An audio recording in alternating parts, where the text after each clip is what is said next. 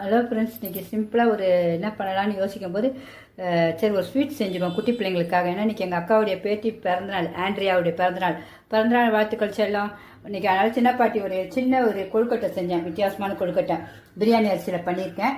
ரொம்ப சுவையாக இருக்கும். குழந்தைங்களாம் இப்படி வச்சோன்னு சாப்பிட்டா அந்த மாதிரி எல்லாருமே செஞ்சு பார்க்கணுதான் பண்ணி வச்சுருக்கேன்.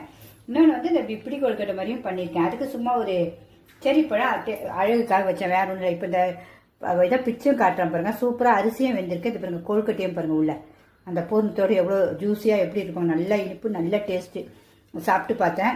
இப்போ உங்களுக்கு சாப்பிட்டும் காட்டுறேன் பாருங்கள். அப்படியே ஜூஸியாக இருக்கும், செம்ம டேஸ்ட். எல்லாமே இப்படி செய்யுங்க, குழந்தைங்க எல்லாம் சாப்பிடுவாங்க. இது வந்து ரொம்ப ஹெல்த்தி வேறு. வெறும் அரிசி மாவும் தேங்காய் வெல்லம், அவ்வளோ ஸ்ட்ரென்த்து பார்த்தீங்களா உங்களுக்கு.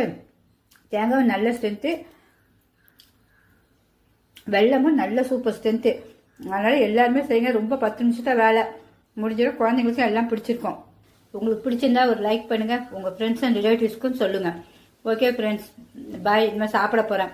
ஈவினிங்க்கு ஸ்நாக்ஸ்க்கு எங்கள் பேத்தியனால எனக்கு ஒரு டிஷ் கிடச்சிது. அவ்வளோதான் செஞ்சு சாப்பிட ஒரு ஸ்நாக்ஸ்.